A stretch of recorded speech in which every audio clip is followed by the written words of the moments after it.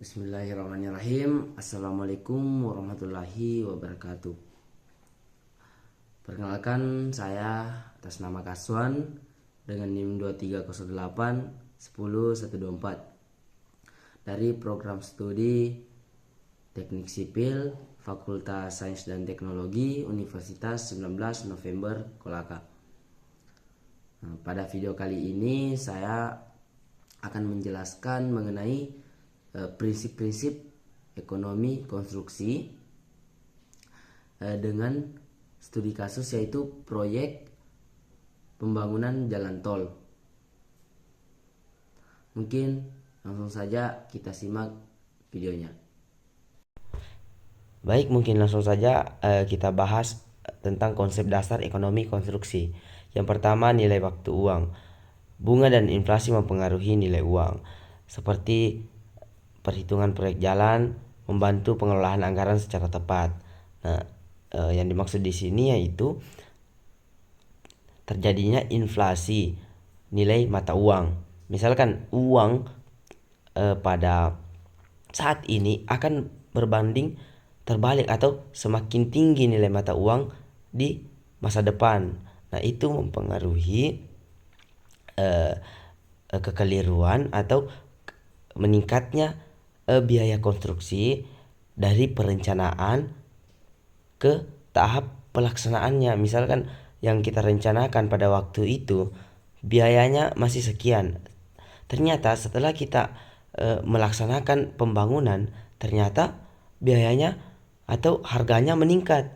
Nah, kemudian biaya siklus hidup. Nah, kita harus mempertimbangkan biaya awal pembangunan sampai pemeliharaan dan akhirnya ambruknya itu bangunan yang kita bangun.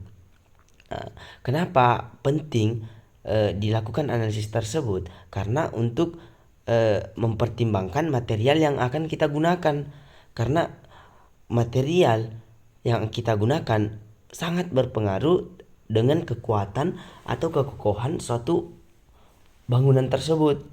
Kemudian kita harus juga mempertimbangkan biayanya atau hemat biaya. Nah, kemudian kita masuk ke analisis biaya dan manfaat. Nah, di sini ada identifikasi biaya, yaitu identifikasi biaya dari tahap konstruksi, pemeliharaan, dan sampai operasinya itu bangunan, yaitu jalan. Kemudian identifikasi manfaat. Nah, apa sih manfaat dari konstruksi jalan kita bangun ini? Seperti pengurangan waktu tempuh. Nah, kita bangun jalan tol untuk mengurangi waktu tempuh yang mengakibatkan seperti adanya kemacetan, keterlambatan. Nah, kemudian meningkatkan keselamatan pengguna. Dengan dibangunnya jalan tol ini dapat mengurangi volume kendaraan sehingga mengurangi kecelakaan kendaraan. Kemudian ada rasio biaya manfaat, yaitu memperhitungkan untuk menentukan kelayakan proyek secara ekonomi.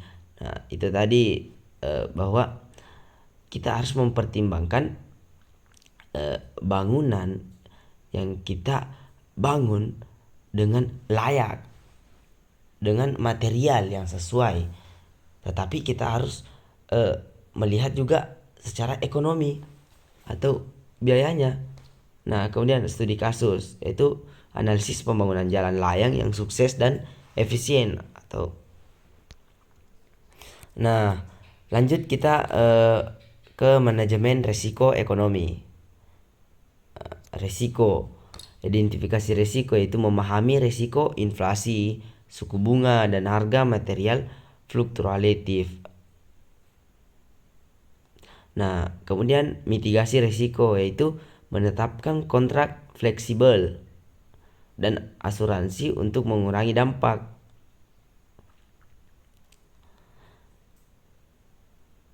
Nah, kemudian ada penilaian risiko, yaitu menilai probabilitas dan dampak risiko di dalam sebuah proyek. Kemudian contoh praktis yaitu strategi mitigasi kenaikan harga aspal dalam proyek jalan. Nah, kenapa kita harus mengatur manajemen risiko ekonomi atau mempertimbangkan resiko-resiko yang akan terjadi di bidang ekonomi. Seperti tadi itu bahwa harga material itu tidak konsisten, tahun ke tahun itu selalu meningkat. Nah, makanya kita harus mempertimbangkan risiko itu. Jadi dalam perencanaan biaya-biaya atau membuat suatu RAB, kita harus mempertimbangkan harga-harga barang yang ketika terjadinya inflasi atau kenaikan harga barang.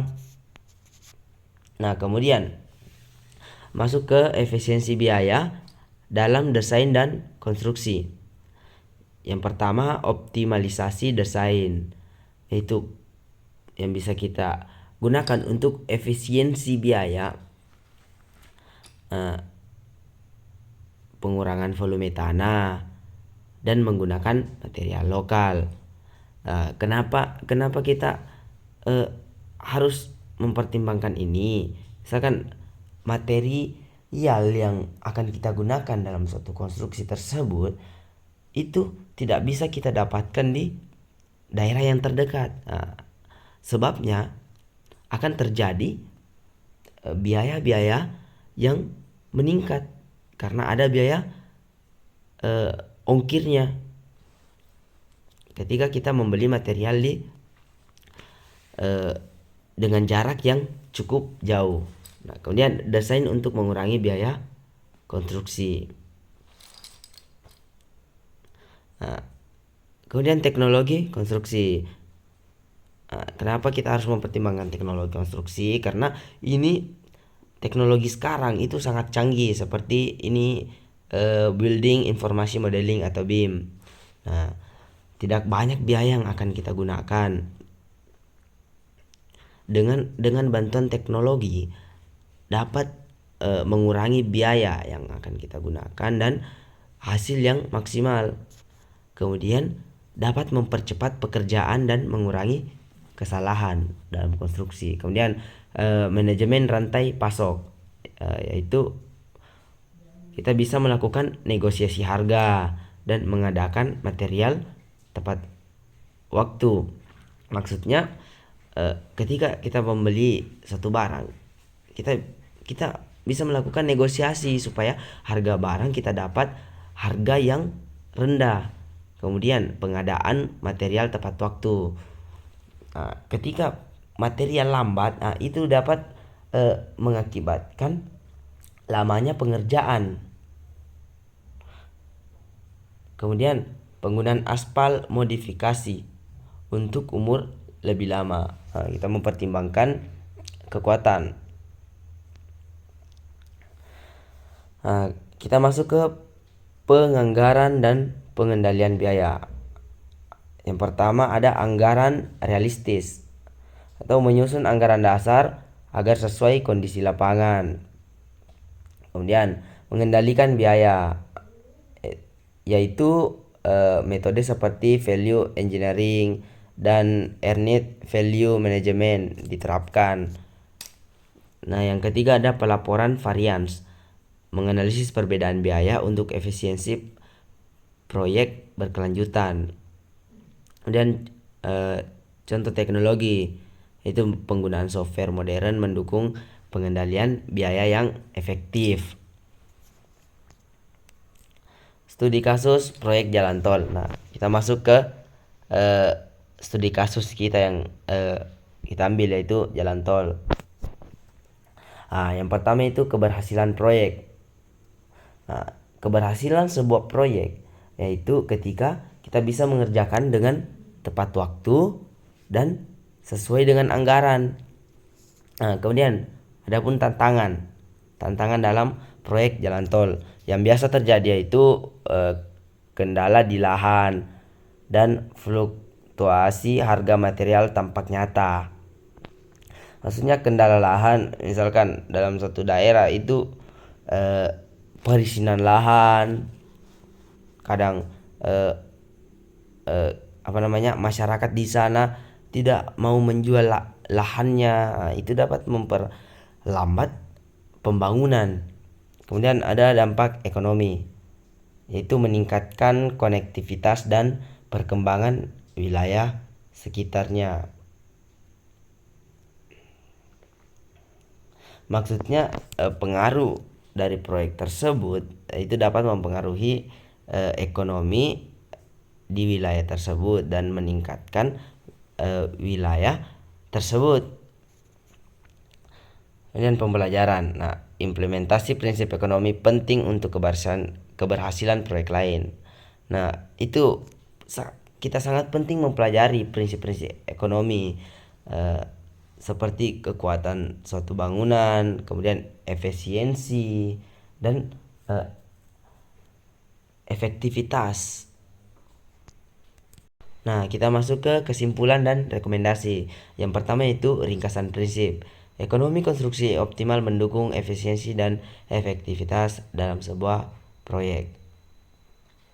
Dengan kita mempelajari ekonomi konstruksi, kita dapat mempercepat suatu pembangunan dan efektivitas serta kekuatan dalam sebuah proyek. Kemudian penerapan penting, yaitu prinsip ekonomi harus diterapkan untuk keberhasilan jalan masa depan. Jadi itu sangat penting kita pelajari prinsip-prinsip ekonomi. Kemudian rekomendasi, yaitu untuk mempercepat suatu pembangunan kita dapat menggunakan teknologi yang canggih dan manajemen risiko yang kuat. Kenapa kita harus pelajari manajemen risiko? Agar dapat menghindari dampak-dampak risiko yang biasanya terjadi seperti mangkraknya pembangunan atau kegagalan sebuah proyek. Kemudian ada ajakan, yaitu investasi infrastruktur jalan berkelanjutan untuk kemajuan nasional. Jadi itu manfaat bagi negara dan masyarakat di sekitar ketika kita membuat sebuah proyek seperti proyek jalan tol.